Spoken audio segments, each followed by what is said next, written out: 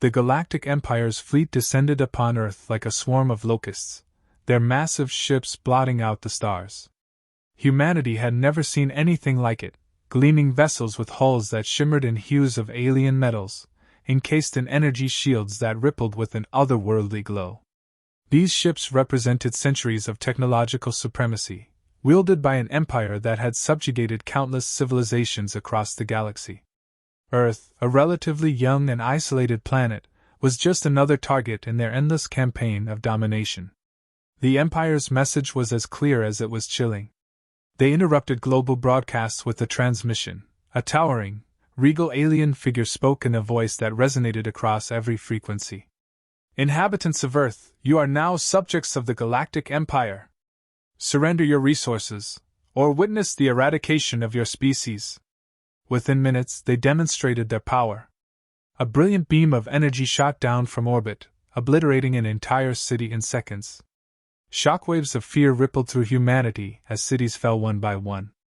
Panic set in. Global governments scrambled to respond, their militaries dwarfed by the Empire's overwhelming power. Satellites caught glimpses of the massive fleet, their energy weapons vaporizing anything that dared to oppose them. Fighter jets launched into the skies, only to be swatted down like insects. Earth's most advanced missiles were intercepted or rendered useless by the Empire's impenetrable shields. The devastation was swift, systematic, and merciless. World leaders convened, uniting in a way they never had before. Survival was the only objective. In underground bunkers and hidden command centers, strategists debated their options. Space agencies attempted to launch crude orbital weapons, but the Empire's technology nullified every effort. The reality was grim. Nothing in Earth's arsenal seemed capable of piercing the Empire's defenses. Humanity, in its collective despair, began preparing for an inevitable defeat. Amid the chaos, something remarkable emerged. While most saw only hopelessness, a small group of engineers, soldiers, and scientists refused to give up. They pored over data from failed attacks, analyzing every detail for any sign of weakness. Most dismissed their efforts as futile. After all, the Empire's technology was centuries ahead of anything Earth could muster. But desperation breeds innovation, and this group was determined to find a way, however unlikely.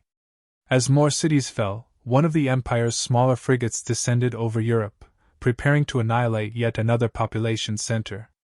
A local anti-aircraft unit, cut off from central command and operating on sheer instinct, decided to fight back.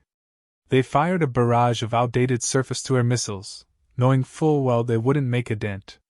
But then, something extraordinary happened. One of the missiles, a relic from decades-old military stockpiles, struck the frigate's hull. Not the shield. The hull. The frigate's shimmering shield faltered for a moment, and the missile punched through, detonating inside the vessel.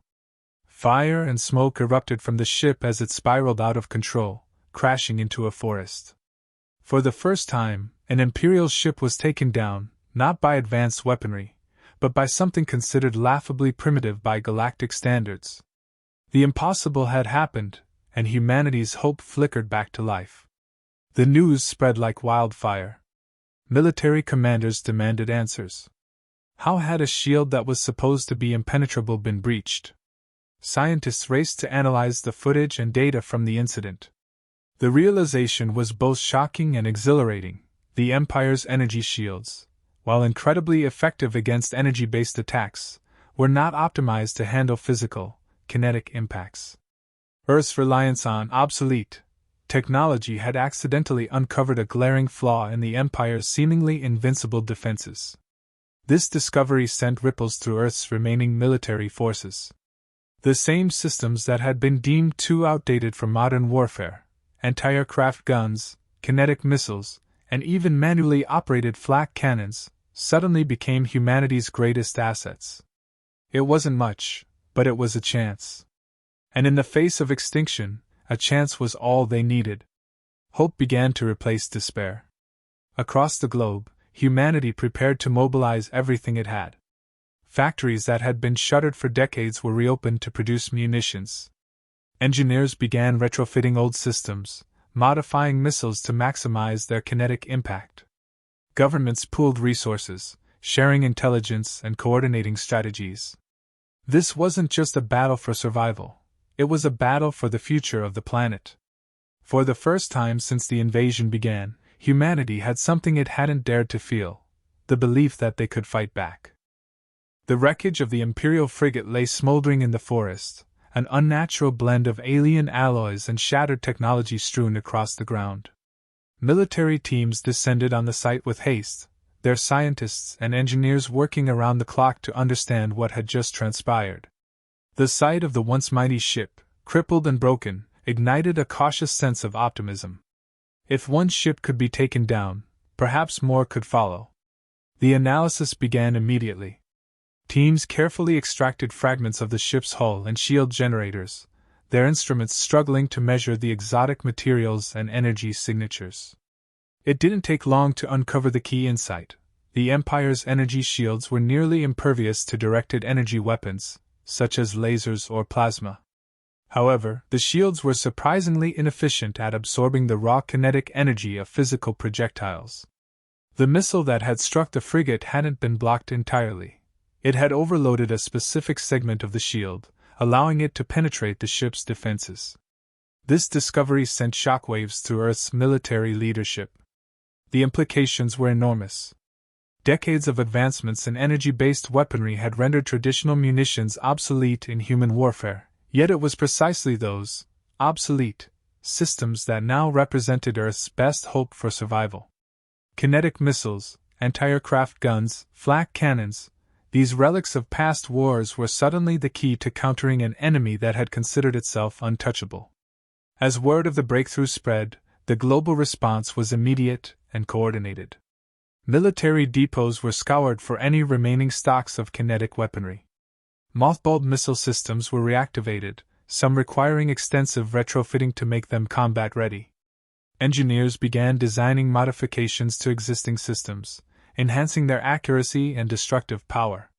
Even civilian industries were mobilized, with factories shifting their production lines to focus on manufacturing munitions. In the labs and workshops where Earth's brightest minds worked, the atmosphere was electric. Scientists and engineers operated under crushing deadlines, knowing that every minute spent refining their weapons could mean the difference between survival and annihilation. They dissected every aspect of the Empire's technology, learning its weaknesses and devising ways to exploit them. New prototypes were being tested daily: missiles with enhanced targeting systems, artillery shells designed to maximize kinetic impact, and even improvised railgun platforms capable of firing projectiles at hypersonic speeds. The strategy became clear: Earth could not fight the Empire in space, where the invaders' superiority was absolute. The battle would have to be fought within the atmosphere, where gravity and air resistance limited the Empire's maneuverability. Ground-based anti-aircraft defenses were rapidly deployed to key locations, forming a global network of missile batteries and flak cannons. Military planners identified strategic choke points, areas where Imperial ships would have to descend to maintain control over the planet. These locations would become the front lines of humanity's resistance. The first major test of this strategy came sooner than expected. Imperial forces, unaware of humanity's newfound capabilities, sent a squadron of frigates to suppress resistance in Asia. As the ships entered the atmosphere, they were met with a coordinated barrage of missiles and anti-aircraft fire. The sky erupted in fire and smoke as dozens of projectiles streaked toward the invaders. The Empire's shields absorbed the first few hits, but the sustained barrage proved too much. One by one, the ships began to falter, their shields flickering before finally collapsing. For the first time, the invaders were forced into retreat. The sight of an Imperial frigate crashing into the sea was broadcast across the globe, sparking celebrations in cities and towns that had been shrouded in fear just days earlier. The psychological impact was immense. Humanity, once paralyzed by the seeming invincibility of the Empire, now believed in its ability to fight back. The Empire, however, was not idle. The loss of their ships and the discovery of their vulnerability enraged their commanders. Reinforcements were dispatched with orders to crush Earth's resistance and eliminate the planet's defenses at any cost. The second wave of the invasion was larger, faster, and more aggressive. Imperial ships began targeting known anti-aircraft installations, using their superior intelligence and firepower to neutralize Earth's new strategy. But humanity was already adapting. Mobile missile platforms were developed, allowing defenses to be relocated quickly to avoid detection. Engineers worked tirelessly to create decoys and jamming systems, disrupting the Empire's targeting systems. Even civilians joined the effort, using drones and other improvised tools to distract and confuse the invaders. The battle was no longer one-sided. It had become a game of strategy and wits, and humanity was proving to be a formidable opponent. Despite the mounting losses, Earth's resolve only grew stronger. For every missile fired, every ship brought down, humanity's confidence surged. The narrative had shifted. The Invincible Empire was no longer an unstoppable force. It was an enemy that could be fought, outwitted, and ultimately defeated. The Empire's retaliation was swift and brutal. Their reinforcements arrived in greater numbers, deploying more advanced ships equipped with enhanced shielding and weaponry. They adapted quickly, altering their tactics to fly at higher altitudes, just beyond the range of many of Earth's anti-aircraft systems. Strikes became more calculated, targeting key infrastructure and military installations with devastating precision. The Empire's intent was clear: to crush humanity's resistance before it could gain momentum. But humanity had learned to adapt just as quickly. Engineers and scientists worked tirelessly, analyzing every encounter to develop countermeasures against the Empire's new strategies.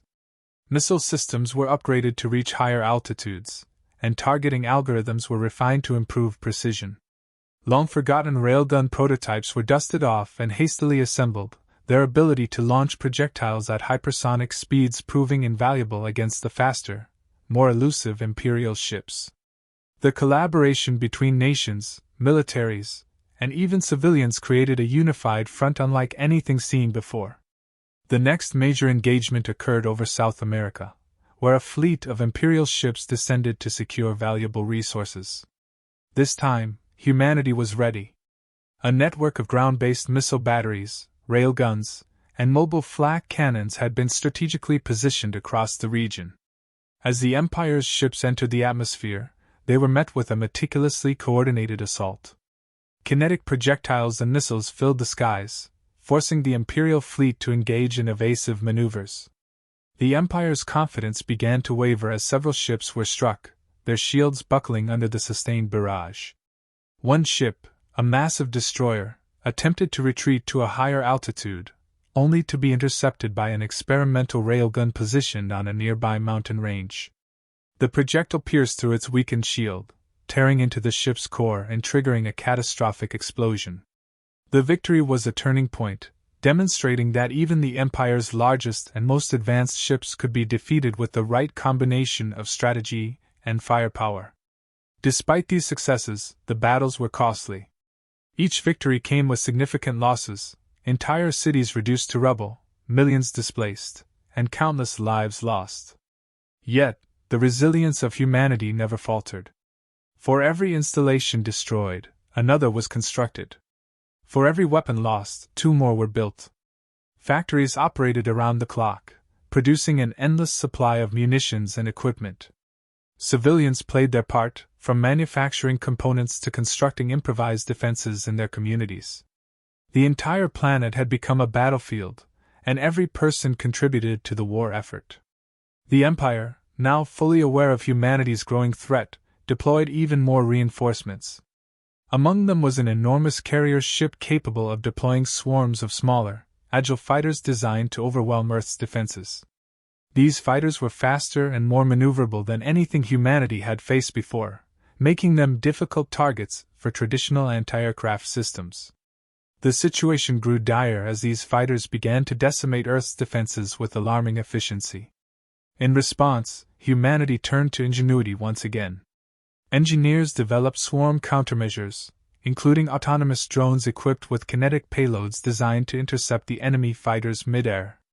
Makeshift rocket platforms were deployed in urban areas, allowing for rapid and unpredictable counterattacks.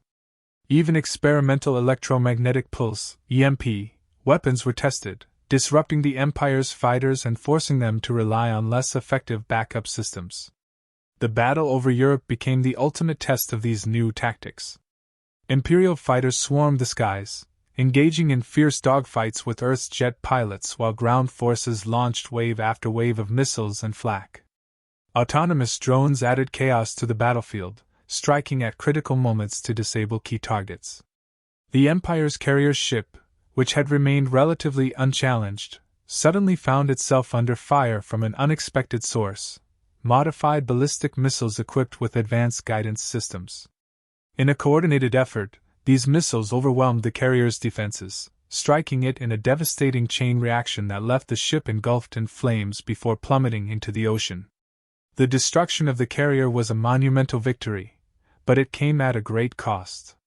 Entire regions were left in ruins, and the casualties were staggering. Yet, the morale boost was undeniable. Across the globe, people watched as the once invincible empire suffered defeat after defeat. The narrative had shifted entirely. Humanity was no longer just surviving, it was fighting back with a ferocity that even the empire hadn't anticipated. As the battles raged on, humanity's strategy evolved further. Mobile defense units were deployed to constantly reposition missile batteries and flak cannons, making it difficult for the empire to predict their locations. Civilian resistance groups sprang up, employing guerrilla tactics to harass and distract imperial forces. Even old satellites were repurposed into kinetic orbital weapons, their descent carefully calculated to strike imperial ships with devastating force. The empire, once so assured of its superiority, began to show cracks in its armor. Their commanders, accustomed to quick and decisive victories, struggled to adapt to humanity's unorthodox tactics.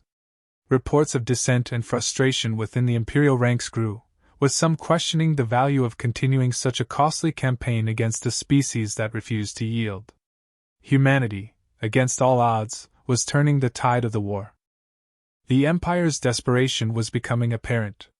Their commanders, once confident in their overwhelming superiority, now scrambled to regain control of a war that had spiraled far beyond their expectations. The losses they had sustained were unprecedented, and their inability to suppress humanity had begun to erode their air of invincibility. Yet they were not prepared to retreat, not yet. Instead, they launched a final, massive assault, concentrating their forces on a single objective: the destruction of Earth's largest military installation, located in the heart of North America. This base, codenamed Aegis, had become the nerve center of Earth's resistance. From here, global operations were coordinated, weapons were developed, and critical intelligence was shared. The Empire's strategy was simple: if they could destroy Aegis, they could cripple Earth's ability to fight back. They amassed a fleet larger than any humanity had faced before, including their flagship, a colossal dreadnought capable of leveling entire cities with a single strike. Earth's leaders anticipated this move. Every resource, every ounce of ingenuity, was funneled into preparing for what would undoubtedly be the most critical battle of the war. Defenses were bolstered to an unprecedented level. Aegis was surrounded by layers of missile batteries, railgun emplacements, and anti-aircraft cannons, all hidden within the rugged terrain. Mobile units were positioned nearby to provide reinforcement, and a network of drones patrolled the skies, ready to intercept anything that approached. The battle began with a spectacle of firepower that dwarfed anything seen before. The Empire's fleet descended with terrifying precision, unleashing waves of energy blasts that scorched the landscape. Earth's defenses roared to life in response, filling the air with a cacophony of explosions and tracer fire. For hours, the skies above Aegis were a maelstrom of destruction, as both sides poured everything they had into the fight. Despite their numbers and firepower, the Empire quickly found themselves at a disadvantage. Earth's defenses had become a masterpiece of strategy and adaptability. Mobile units constantly shifted positions, evading the Empire's targeting systems and launching counterattacks from unexpected angles. Decoys and jamming devices sowed confusion among the invaders, while coordinated strikes from railguns and missiles systematically targeted the Empire's weaker ships. For every ship the Empire destroyed, humanity took down two more. As the battle raged on, it became clear that the dreadnought was the centerpiece of the Empire's strategy. Its shields were nearly impenetrable, and its devastating weaponry had already inflicted massive damage. Taking it down would require a level of coordination and sacrifice that few thought possible. Earth's commanders devised a daring plan, a high-risk, all-or-nothing strike using a prototype hypersonic missile equipped with a nuclear payload. This missile, codenamed Valkyrie, represented the pinnacle of Earth's technological ingenuity. If it could breach the dreadnought's shields and strike its core, it would neutralize the greatest threat to humanity's survival. Launching Valkyrie would not be simple. The missile needed a clear path to the target, and the Empire's fighters and anti-missile defenses were formidable. To ensure its success, Earth's forces executed a coordinated distraction. Squadrons of fighter jets engaged the Empire's fighters in brutal dogfights, while ground-based artillery unleashed a relentless barrage on the dreadnought's escorts. At the same time, drones swarmed the skies, drawing fire away from the launch site. Finally, the moment came. The missile's launch was a spectacle of precision and power, its hypersonic engines propelling it toward the dreadnought at unimaginable speeds. The Empire's defenses scrambled to intercept it, deploying every countermeasure they had. But Valkyrie was no ordinary missile. Its advanced guidance systems evaded the incoming fire, and its reinforced casing withstood the barrage. It struck the dreadnought with pinpoint accuracy, penetrating its shields and detonating deep within its core. The explosion was catastrophic. The dreadnought, the symbol of the Empire's dominance, disintegrated in a blinding flash of light. The shockwave rippled through the battlefield, demoralizing the remaining Imperial forces. For a brief moment, there was silence. Then, cheers erupted from Earth's defenders as the realization set in. The tide had turned for good. The Empire's fleet, now leaderless and fragmented, began a hasty retreat. What had started as a campaign of domination ended in humiliation. For the first time in its history, the Galactic Empire had been defeated, not by an advanced civilization, but by a species they had dismissed as primitive and insignificant. The cost of victory was immense. Aegis and its surrounding regions lay in ruins, and the casualties were staggering. But humanity had survived, and in doing so, they had proven a point that would echo across the galaxy. Resilience, ingenuity, and unity could overcome even the most formidable adversaries. In the aftermath, Earth's leaders addressed the world, emphasizing the sacrifices made and the strength gained through adversity. Engineers and scientists began salvaging what remained of the Empire's technology, eager to understand and replicate the systems that had once seemed so far beyond their reach. Humanity's gaze turned outward, not in fear, but in determination. The galaxy was vast, and while Earth had defended its home, it was clear that this victory was only the beginning. Across the galaxy, whispers of Earth's triumph spread. Planets under the Empire's rule began to question their own oppression. Rebellion simmered in the far corners of space, inspired by the defiance of a small blue planet that had refused to bow. Humanity's victory was more than a defense of their home. It was a spark of hope for all who yearned for freedom. Earth was no longer just a planet on the edge of the galaxy. It had become a symbol, a beacon of defiance against tyranny. The Galactic Empire's invincibility had been shattered, and humanity, scarred but unbroken, stood ready to face whatever came next.